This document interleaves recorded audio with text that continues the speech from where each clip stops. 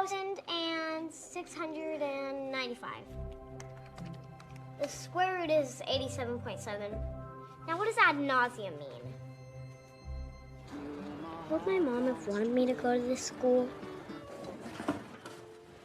He has just one eye. Done. What are you gonna do about it?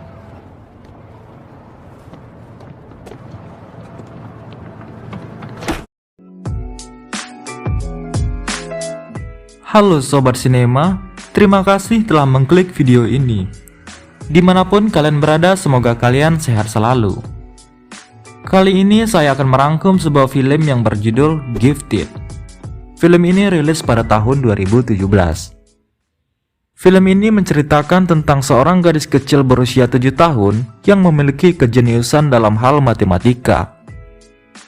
Namun siapa sangka, kejeniusan itulah yang membuat paman yang sangat ia sayangi harus terlibat dalam mempertahankan hak asuh atas dirinya di pengadilan. Sebelum lanjut, ada baiknya teman-teman mengklik tombol subscribe dan like terlebih dahulu agar teman-teman gak ketinggalan video-video selanjutnya. Kalau sudah, terima kasih.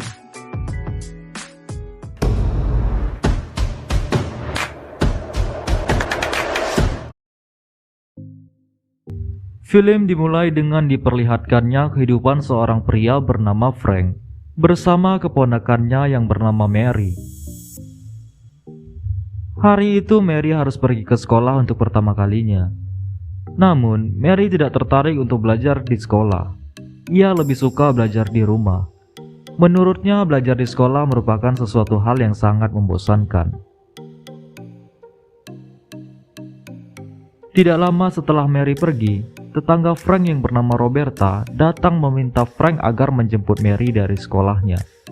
Roberta tahu bahwa Mary adalah anak yang spesial.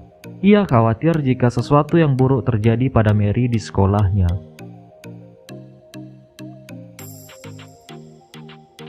Namun Frank merasa bahwa anak seusia Mary harus pergi ke sekolah untuk bersosialisasi dan memiliki banyak teman layaknya anak yang lain. Anybody takes that baby away, I'll smoke you. Ketika di sekolah, Mary tampak begitu bosan. Ia hanya mencoret-coret kertas yang ada di mejanya. Di sana tampak gurunya yang bernama Bonnie sedang menjelaskan pelajaran matematika. Dan tentu saja, matematika yang diajarkan adalah matematika tingkat dasar, seperti 1 tambah 1, 2 tambah 2, dan begitu seterusnya. Hal itu membuat Mary merasa jenuh. Kemudian Mary menyela gurunya yang sedang menjelaskan. Perilaku tidak sopan itu membuat Bonnie sedikit kesal dan memberikan beberapa pertanyaan kepada Mary. Well, what is 57 plus 100? Mary dapat menjawab semua pertanyaan dengan begitu santai. Kemudian Bonnie memberikan pertanyaan yang sedikit lebih rumit. What 57 multiplied? Awalnya Mary terlihat kebingungan. Namun, beberapa detik kemudian, Mary menjawab pertanyaan tersebut dengan jawaban yang lebih spesifik. 1,695. Setelah memastikan jawaban Mary menggunakan kalkulator, Bonnie tampak begitu terkejut. Setelah itu, kepala sekolah yang bernama Davis datang untuk sekedar memantau kelas. Dan Mary lagi-lagi bersikap tidak sopan. Ia meminta Davis agar Frank segera datang untuk menjemputnya dari sekolah. Ketika mereka berjalan menuju mobil, Bonnie datang menghampiri dan mengungkapkan kekagumannya terhadap Mary kepada Frank.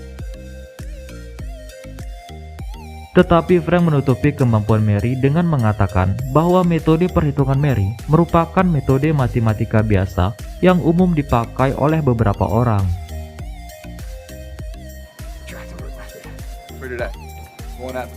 Ketika pulang dari sekolah, terlihat kebersamaan Mary dengan Frank.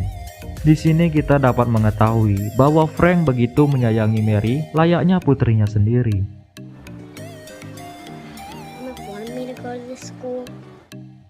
Keesokan hari, ketika di sekolah, Bonnie membagikan soal matematika kepada para muridnya. Dan lagi-lagi Mary dapat menyelesaikan dengan begitu mudah. dan juga cepat tentunya. Bahkan Mary sudah menyelesaikannya ketika Bonnie masih membagikan soal kepada teman-temannya yang lain.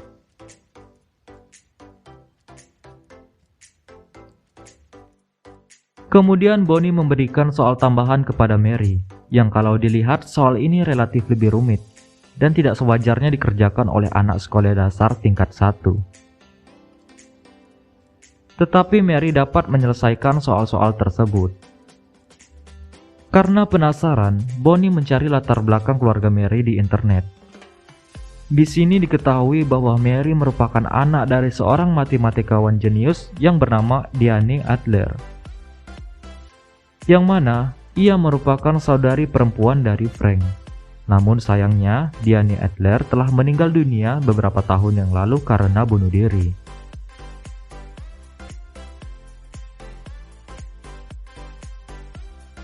Malam harinya, Bonnie datang menemui Frank untuk memastikan informasi yang diketahuinya dari internet. Frank menjelaskan bahwa sebelum meninggal dunia, saudarinya datang untuk menitipkan Mary kepadanya. Sedangkan suaminya sudah lama meninggalkan Diane. This particular guy didn't last a month. Version is she turned her back on Diane when she got pregnant. Keesokan harinya, ketika berada di bus sekolah, Mary melihat salah satu temannya yang terjatuh karena ulah murid yang lain. Mary tampak begitu kesal dan ia pun memukul murid tersebut hingga terluka.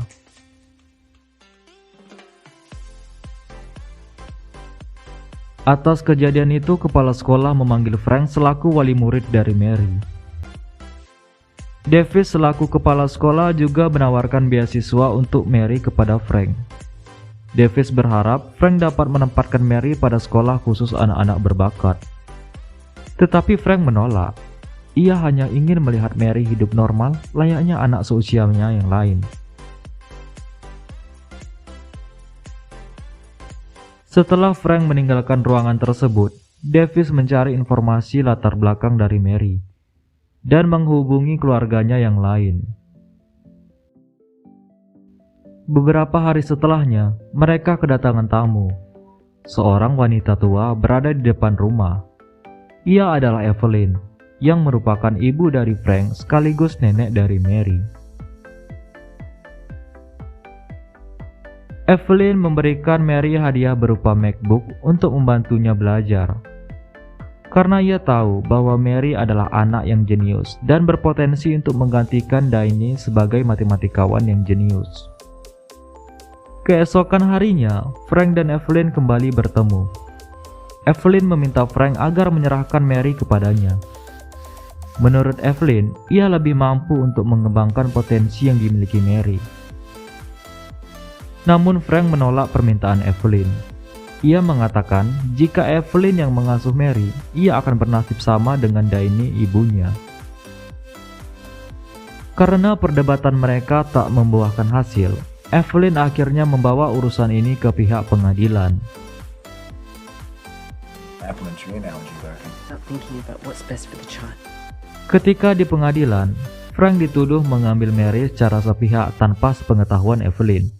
Tetapi Frank membantah tuduhan tersebut dengan mengatakan bahwa mengurus Mary adalah permintaan dari saudarinya sendiri. My client has been her constant care. I've been in this home. It's fine. Sesampainya di rumah, Frank bertemu Roberta yang tampak begitu marah. Roberta mengatakan bahwa ini adalah akibat perbuatan Frank yang mengabaikan dirinya untuk tidak memasukkan Mary ke sekolah.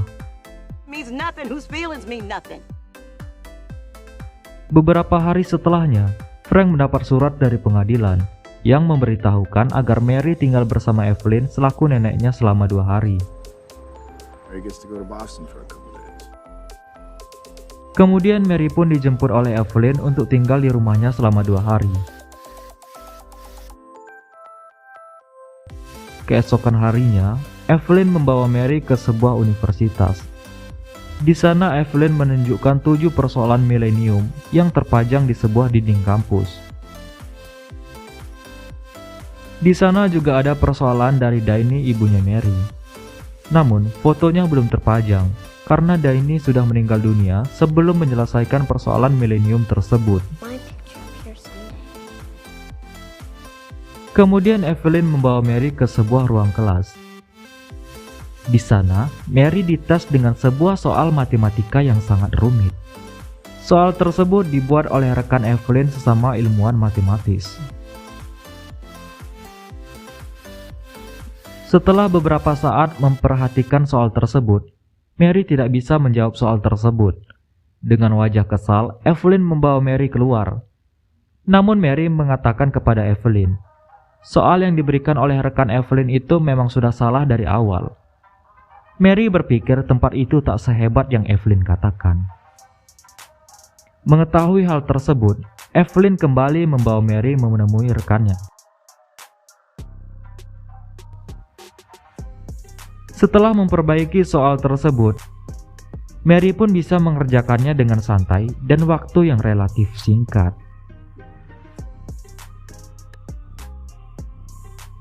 Ternyata kesalahan pada soal tersebut memang disengaja oleh rekan Evelyn untuk menguji kemampuan Mary. Smartass. Kemudian Mary kembali ke rumah Frank. Mary mengatakan bahwa ia sangat menyukai Evelyn neneknya. Tetapi ia tidak ingin tinggal bersama neneknya, karena neneknya suka memerintah. Frank pun berjanji kepada Mary bahwa mereka akan selalu bersama. You're not going anywhere. Keesokan hari, pada sidang kedua, pihak Evelyn membawa seorang pria yang mengaku sebagai ayah kandungnya Mary. I've never couldn't just go and search the entire. Namun dengan beberapa argumentasi dari pengacaranya Frank, hakim lebih setuju pada pengacaranya Frank. A newspaper article called. If there's one thing here that's sadly obvious. Ketika berada di rumah, terlihat Mary sedang menangis di dalam kamarnya. Hal itu dikarenakan Frank telah memberitahu Mary bahwa ayah kandungnya datang pada persidangan. Tetapi ayahnya tidak sekalipun berniat menjumpai Mary. Mary berpikir bahwa ayah kandungnya bahkan tidak ingin mengetahui keadaan Mary yang sekarang.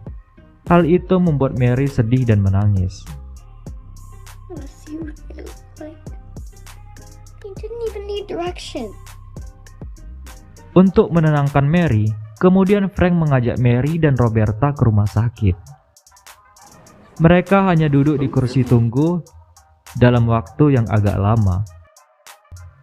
Kemudian terlihat seorang pria keluar dari sebuah ruangan untuk menyampaikan pada sebuah keluarga bahwa anaknya telah lahir dengan selamat.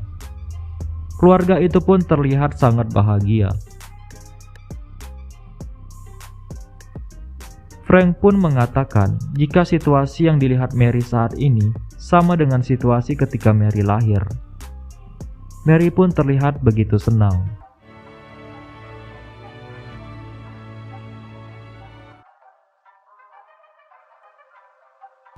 Di sidang selanjutnya, masing-masing dari pengacara menginterogasi klien lawan. Hal itu membuat Frank dan Evelyn banyak menceritakan keadaan dari keluarga mereka. Di sini diketahui bahwa Frank adalah profesor di sebuah universitas. Tetapi ia lebih memilih pensiun dan tinggal di tempat yang sederhana bersama Mary. Hal itu dikarenakan ia ingin melihat Mary tumbuh sebagai anak yang penuh kasih sayang, layaknya anak seusianya yang lain. Beberapa hari kemudian, pengacara Frank datang menjumpainya. Pengacaranya mengatakan bahwa ia telah membuat kesepakatan dengan pengadilan. Mereka sepakat untuk menjadikan Mary sebagai anak adopsi sampai umur yang cukup. Dan nantinya ketika sudah cukup umur, Mary dapat memilih ingin tinggal dengan Frank ataupun Evelyn. Menurutnya, ini adalah pilihan yang paling tepat. Karena jika persidangan berjalan lebih lama lagi, hakim akan berpihak pada Evelyn. Karena Evelyn memiliki banyak uang. Hal seperti ini sudah sering terjadi dalam persidangan. Dengan berbagai pertimbangan, ia terpaksa menyetujui kesepakatan tersebut. Home, you better believe it. That old boy. See how it feels. It's all. Keesokan harinya, Frank pergi ke rumah pasangan suami istri yang nantinya akan mengadopsi Mary.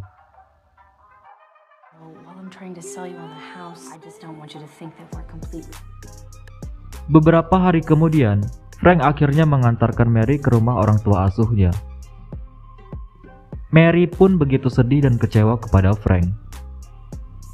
Kemudian, dengan sangat terpaksa, Frank pergi meninggalkan Mary.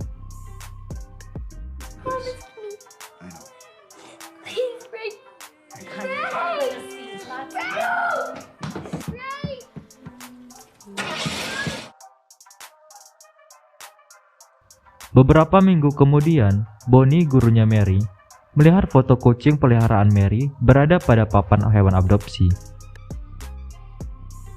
Hal ini berarti orang tua angkatnya Mary tidak menyukai kucingnya Mary. Bonnie pun memberitahukan hal tersebut kepada Frank. Dengan segera, Frank pergi untuk mengambil kucingnya Mary. Frank berpikir bahwa itu adalah perbuatan Evelyn, ibunya, karena ia alergi terhadap kucing. Kemudian Frank dan Roberta pergi ke rumah orang tua asuhnya Mary untuk menjemputnya.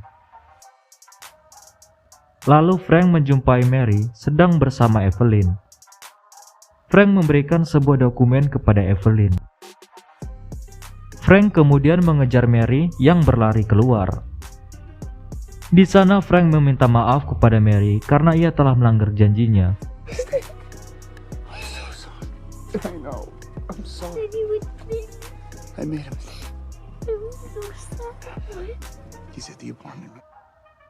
Setelah itu, Frank kembali menemui Evelyn. Frank menjelaskan bahwa dokumen yang ia berikan merupakan dokumen dari Daini, saudarinya. Dokumen tersebut berisi jawaban penyelesaian matematis, salah satu dari persoalan milenium yang Evelyn tekuni hingga kini. Alasan penyelesaian matematis itu tidak diterbitkan adalah permintaan dari Daini sendiri. Daini tidak ingin menerbitkannya sebelum ibunya yaitu Evelyn meninggal dunia.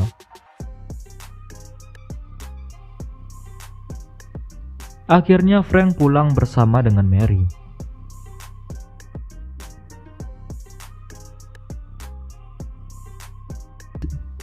Di akhir cerita, kita diperlihatkan Mary yang sedang belajar di sebuah universitas. Dan setelah pulang, Frank mengantar Mary untuk bermain bersama dengan teman-temannya di sekolah dasar. Terlihat Frank yang merasa lebih tenang karena Mary masih dapat tumbuh dan bermain layaknya anak seusianya yang lain. Film pun berakhir. Film ini mengajarkan bahwa jenius adalah bonus yang dimiliki seseorang. Sebagai manusia, kita butuh hidup berdampingan dengan lingkungan yang normal sesuai dengan usia tentunya. Unsur kekeluargaan yang disajikan pun begitu lekat, hingga bisa membuat haru para penontonnya. Terima kasih telah menonton. Jangan lupa tinggalkan jejak dengan mengklik tombol subscribe, like, komen, dan juga share. Jika sudah, terima kasih. Salam Sobat Sinema.